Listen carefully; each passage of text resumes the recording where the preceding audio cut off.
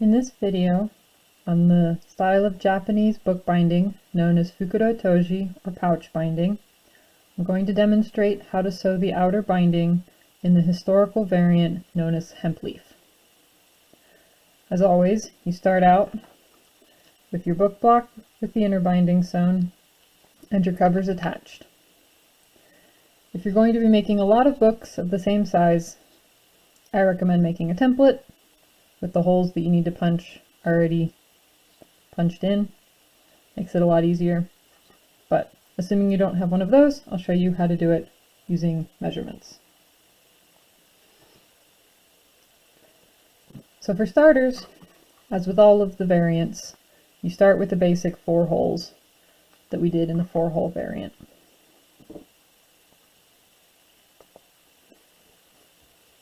Those holes are 3/8 of an inch in from the spine edge. So I'm going to measure 3/8 of an inch in and draw a line.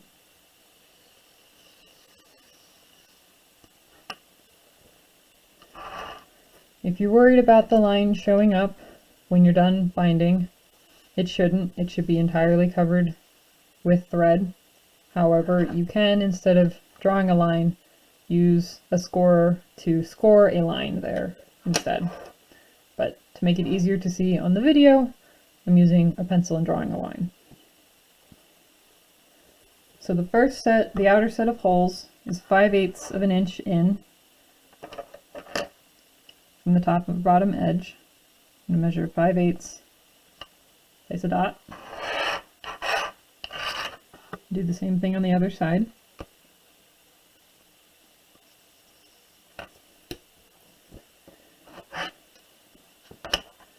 The other 2 holes are placed ideally such that the 3 long stitches are all the same length.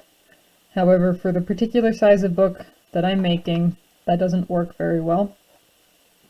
So I make the 2 outer stitches 1 3/8 inches and the inner stitch 1 1/2 inches. That makes it easy to subdivide all 3 into 2 for the placement of the other part of the hemp stitch, and my ruler measures 1/16 but doesn't really measure the others very well, so I don't want to go any smaller than a 1/16. So I'm going to measure 1 3/8 inches.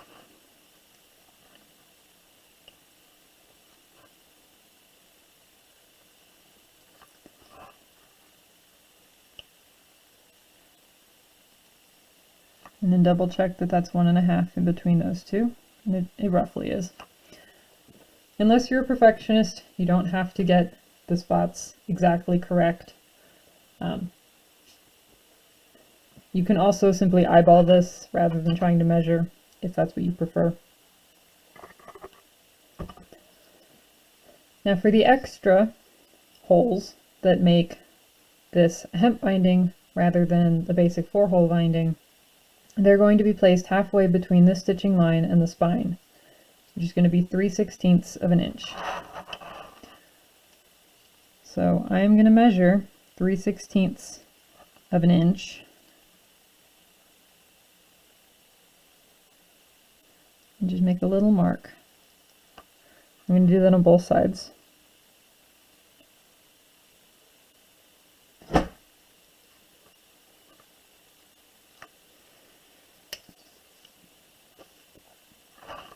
When I'm marking the rest of the holes, I'm going to simply keep my ruler lined up with those 2 marks rather than drawing another line, because that line would not be covered by my stitching. The outer 2 holes are going to be halfway between this stitch and the outer edge, so that's going to be 5/16 of an inch. So I'm going to measure 1 2 3 4 5 5/16. Make a little dot there. I'm going to do the same thing on the other side.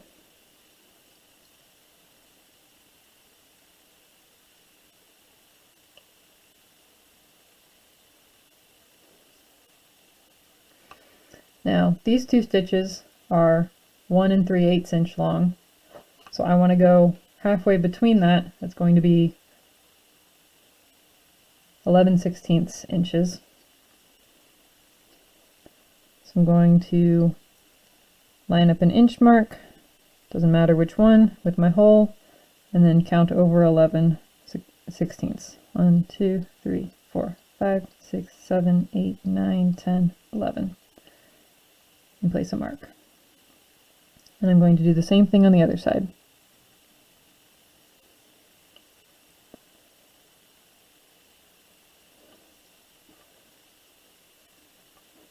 Make it easier on myself and not work with one that has smaller subdivisions. 1, 2, 3, 4, 5, 6, 7, 8, 9, 10, 11. And for the center stitch, it's going to be 3/4 of an inch is my halfway point.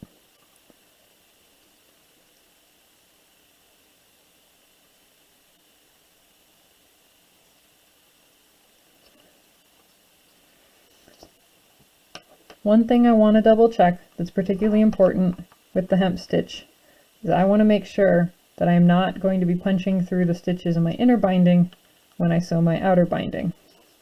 So for instance, this hole is lined up with my inner binding. So I may want to scoot it just a little bit closer to the spine so that when I punch through, I won't punch through the stitch on the inner binding. The other one looks good. If you have done your inner binding exactly correct, then it should fall in between this outer stitching line and this inner stitching line. But it's always good to make sure. So I'm going to use my awl and a rubber mallet and a backstop to protect my work surface, and I'm going to go punch all of these holes. And when I do that, I'm going to make sure that I punch perpendicular to the book, not at some weird angle. And because it's loud, I'm going to pause the video while I do that.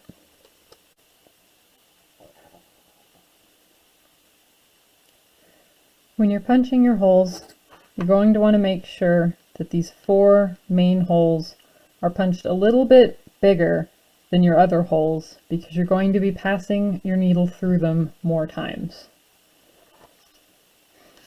The way I do that is to make sure that I push the awl further through for those holes, because I have a tapered awl. So the farther along the awl I push it, the wider the hole gets. And as always, once I've punched them, I go in through the back side to make sure that the hole is the same width all the way through, since, as I mentioned, I have a tapered awl.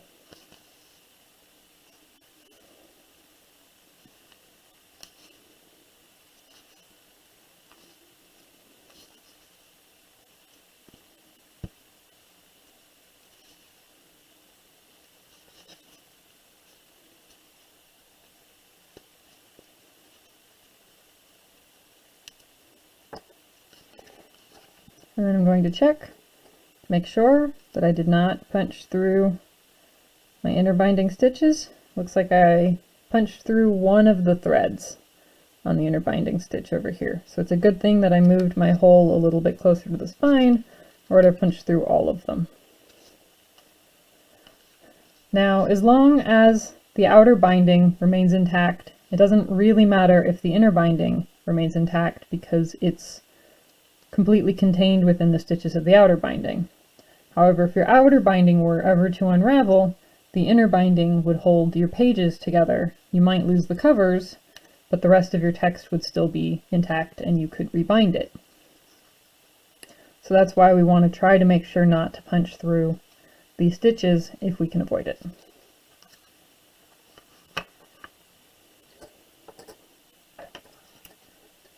To sew the outer binding, you're going to require your needle with an eye large enough for your thread.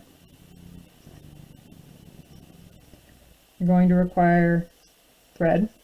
I use embroidery floss, cotton, 6 strands. A more traditional material would be silk, but that's expensive, so while you're learning, I recommend cotton It's easily available and comes in a lot of fun colors. For this style, you're going to need a length of approximately 7 times the height of the book.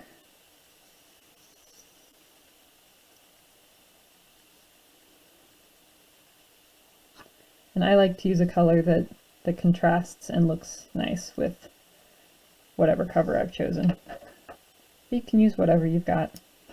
And I always cut a little bit extra longer than the 7 times length for my knots. Going to thread my needle.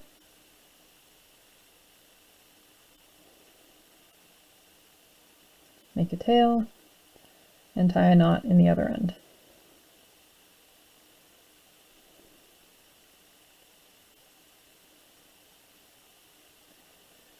You want your knot to be just large enough that it's not going to pass through the holes that you've punched. So in this case, I think I need to tie it 3 times. You don't want it so large that it's going to create a large and noticeable lump in your binding there. And then I'm going to trim the loose ends as close to the knot as I can.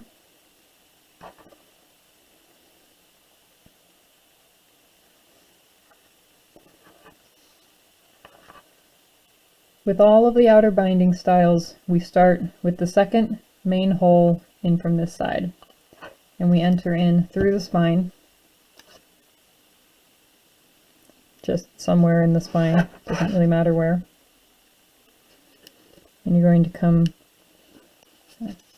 sorry, working on the back. So, second hole from this side on the back. And you're going to come up through your pages and your cover, do them together or separately, whichever works better for you. I generally find it a little easier to go through the pages first and then through the cover.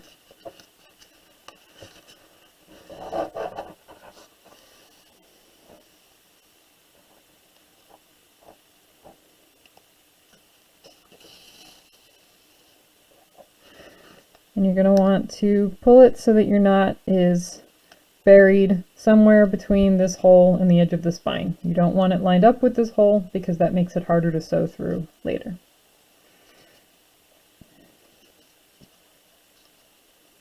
Step 1 is you wrap the spine at this location. So you're going to enter from the front, go to the back, and a giant loop around the spine. Pull taut. You want it tight, but not really digging into your pages. And then you're going to go to the next hole, the next main hole over this direction. So for right now, we're only going to be stitching on the main 4 holes. We're going to ignore all of the other holes. Because the way hemp binding is sewn is you sew the basic 4 holes first and finish that part. And then you sew the extra holes to form the pattern.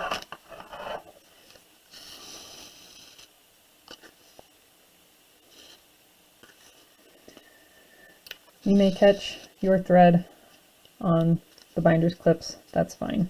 Just free it before you move on. And then we're going to wrap the spine.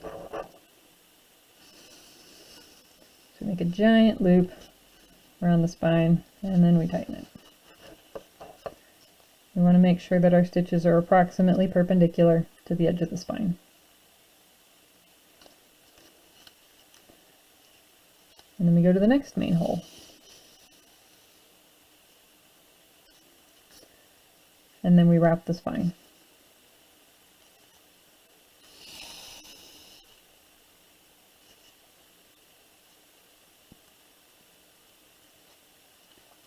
And then we wrap this other edge.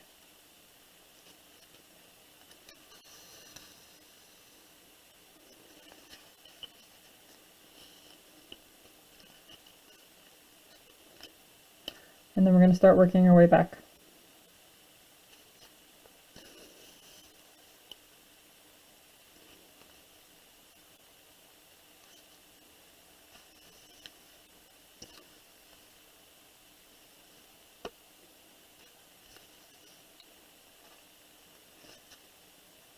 And then we're going to go to the other main hole that we have left.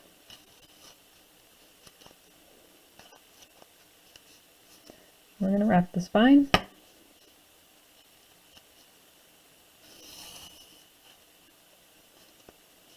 We're going to wrap the other edge.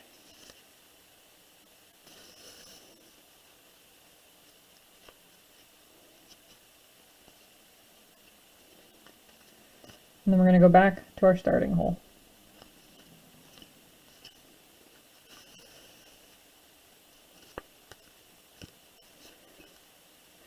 If we were doing the basic 4-hole variant, this is the point at which we would tie off. However, we're not. So, as before, we're going to work our way this direction. But this time, we're not going to skip these extra holes. So we're going to go into the first hole, and then we're going to wrap the spine.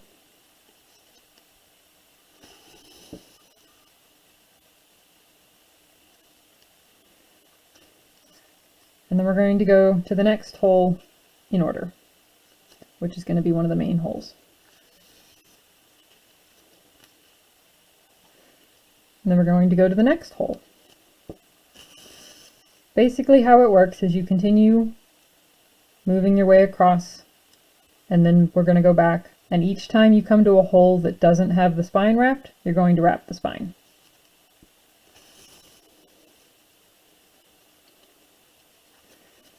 And if you come to a hole that already has the spine wrapped, you're simply going to move on to the next hole.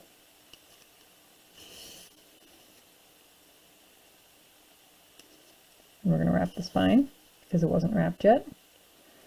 And then because this is an end hole, we're also going to wrap the end.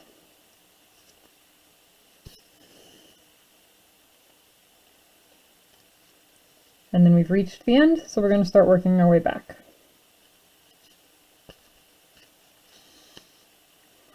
And again, we're just going to go into every hole in order. That one already has the spine wrapped, so we simply move on. So does that one. And that one. And that one. Oh look, this one doesn't. Also, I obviously didn't measure it quite right because it is not halfway in between these two, but that's okay. It still looks cool. And it didn't have the spine wrapped, so we're just going to wrap the spine and then go to the next hole.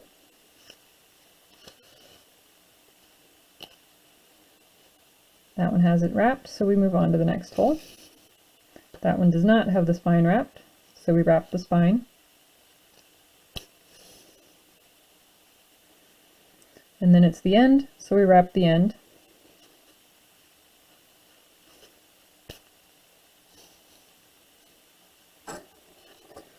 And then we work our way back.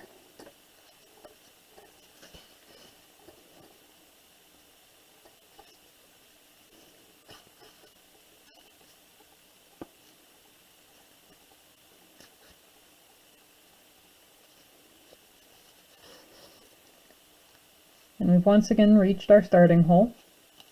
So do a quick double check. Yep, everything looks good. So we're going to tie off. As normal, pick a couple threads, go underneath them with your needle to form a loop.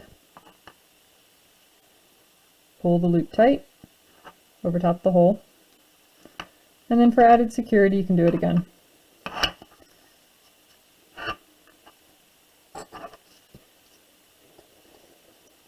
And then we're going to go through the hole and out the spine to bury the end of our thread.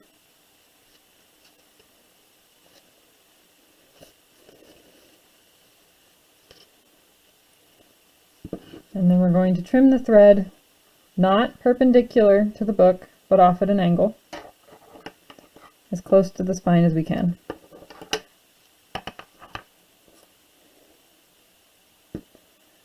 We're going to take a little bit of glue on the end of our needle. Just a little bit. It's honestly probably more than I need. And we're just going to shove the little piece of thread with the glue back inside the spine.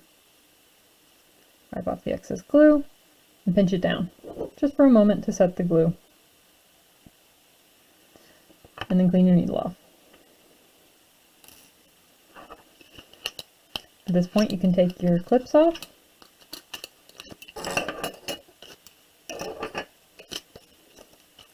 Because the book is entirely held together with the stitching. Now the last step is to finish gluing down these end pages to the cover. So we're going to take a small amount of glue and apply it to this folded in flap from the cover on the foredge. And then we're just going to press the book closed for a moment to let it set. And then we're going to flip it over. And we're going to do the same thing on the other side.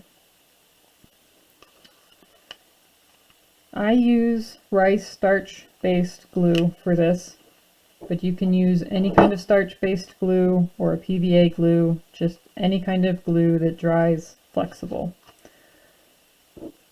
Preferably you want one that is pH neutral if you're making a book that you want to last for a long time. But if you're just making a little notebook to carry around in your pocket that you're going to beat up, any kind of PVA or Elmer's glue will work just fine.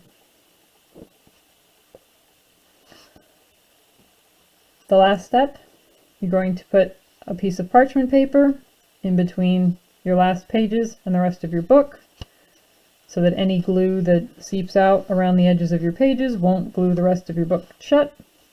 And then you're going to place it in the press or under a stack of heavy books until the glue dries. I usually just leave it overnight. And then you're done.